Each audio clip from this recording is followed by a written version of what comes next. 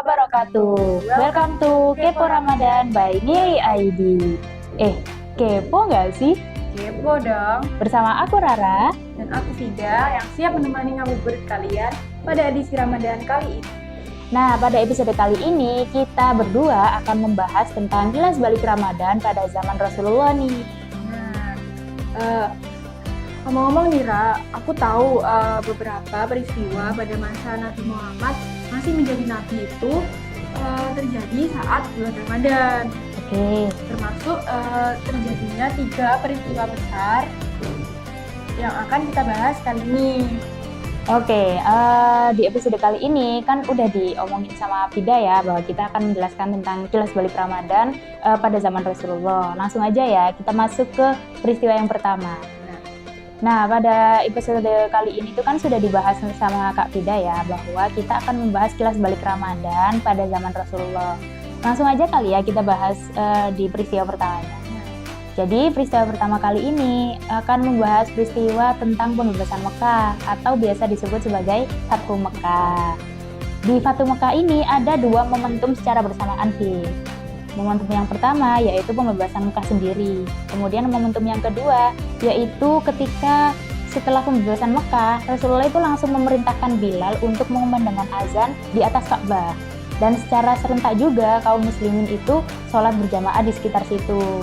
Gitu. Jadi kejadian ini tuh menjelang pertengahan puasa ya? Betul, itu terjadi tepat pada tanggal 10 Ramadan di tahun ke-8 Hijriah. Nah, pembebasan Makkah sendiri itu terabadikan dalam Al-Quran di surat An-Nasr. Kamu masih ingat nggak, Fit? Bunyinya kayak gimana? Ingat dong. Surah An-Nasr yang berbunyi, "Idza jaa nasrullahi wal fath wa ra'aitan nasa yadkhuluna fi dinillahi afwaja fasabbih bihamdi wastaghfir innahu kana tawwaba." Asik, masih hafal nih ya ternyata. Jadi inti dari arti pada surat tersebut itu berkata bahwasanya Allah itu memberi pertolongan kepada mereka dan kemudian kaum-kaum di sekitar itu langsung berbondong-bondong masuk Islam. Gitu. Setelah kita bahas peristiwa pertama nih ya, yang Fathu Mekah tadi, boleh dong kita jelasin ke Sobat Kepo peristiwa yang kedua. Boleh dong. Jadi di peristiwa kedua ini selanjutnya yaitu berkaitan dengan Lailatul Qadar. Kenapa bisa berkaitan dengan Lailatul Qadar? Karena pada saat itu tepat secara bersamaan dengan turunnya wahyu Rasulullah pada pertama kali. Turunnya wahyu Rasulullah itu kan biasa disebut sebagai peristiwa nuzulul Quran. Iya. Loh, bukannya wahyu pertama tuh surah Al-Alaq ya? Terus apa hubungannya sih sama nuzulul Quran itu tadi, Ra? Memang benar, simbol turunnya Al-Quran pertama itu disimbolkan sebagai surat Al-Alaq. Tapi kenapa aku bisa ngomong bahwa ini tuh berhubungan? Karena itu tuh udah diabadikan dalam surat Al-Qadr. Di surat Al-Qadr sendiri, di ayat pertama dan kedua, itu kan berbunyi bahwa Inna anzalnahu fi lailatul qadar wa ma adraka ma lailatul qadar. Yang secara tegas Allah itu menjelaskan kepada kaum muslimin bahwasanya turunnya Al-Quran itu diturunkan pada malam Lailatul Qadar atau bertepatan pada tanggal 17 Ramadan pada saat itu. Gitu. Lagi-lagi menjelang Ramadan ya, Ra? Benar. Lagi menjelang pertengahan Ramadan. Laila kan artinya malam nih ya. Jadi Lailatul Qadar tuh terjadi saat malam hari kan ya?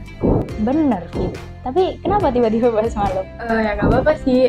Kalau malam kan Nabi Muhammad nih udah buka puasa ya. Jadi waktu mau menghadapi malaikat Jibril tuh nggak capek-capek banget gitu loh. Nggak gelagapan, nggak shock gitu ya.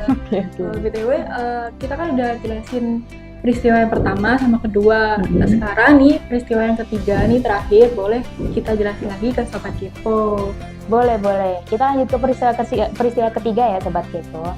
Jadi di peristiwa ketiga ini menurutku peristiwa yang paling epik dan menarik. Boleh. Karena pada saat itu perjuangan Rasulullah bersama kaum muslimin ini itu dalam keadaan perut kosong dan mereka itu dipaksa harus berenergi dan bertenaga. Jadi kejadian itu siang sore hari gitu ya? Ya, waktu lapar-laparnya gitu kan ya, haus-hausnya. Bener banget. Peristiwa tersebut itu disebut sebagai Perang Badar. Kenapa Rasulullah pada saat itu dalam perut kosong itu dipaksa untuk berenergi atau bertenaga, karena secara jumlah dalam perang Badar bersama kaum kafir Quraisy, secara jumlah dan amunisi mereka itu kurang banget gitu. Jadi terkadang mereka itu menggunakan anggota tubuhnya sendiri untuk berperang. Jadi ngebayangin ya betapa susahnya lah mereka berjuang pada saat itu. Jadi Gitu. kayak cuma polosan gitu ya, cuma Mm-mm. pasang badan aja. Benar. That's why Rasulullah tuh jabatannya jadi lebih tinggi gitu ya pada saat Betul. masa peperangan itu ya, Rasulullah itu. Benar, dan itu tertuang dalam firman Allah pada surat Al-Imran ayat 123 yang bunyinya walaqad nasarakumullah bi badri wa antum adillah. Yang secara artinya sendiri bahwasanya Allah itu datang membantu kalian dalam perang Badar, padahal kalian itu sedang Orang-orang lemah. termasuk orang-orang yang lemah. Gitu. Jadi perjuangan Rasul tuh gak ada tandingannya banget ya. Benar, dibanding sama perjuangan-perjuangan kita selama bulan Ramadan ya. Jadi kayak selama kita sharing peristiwa-peristiwa tadi, aku pun kayak ngerasa capeknya, terus lemesnya, atas perjuangan yang udah Rasulullah lakukan gitu loh. Dan itu mungkin selama sharing kita bisa jadi manfaat atau reminder kita lah, bisa jadi semangat juga untuk aku, Vida, dan sobat kepo di rumah. Gitu. Oke, jadi itu tadi ya rangkuman mengenai kisah Nabi Muhammad SAW yang terjadi saat bulan Ramadan ya, Ra. Betul banget. Kalau kalian ingin tahu info menarik lainnya, jangan lupa selalu pantengin Kepo Ramadan by Billy ID. See you next time. Assalamualaikum warahmatullahi wabarakatuh.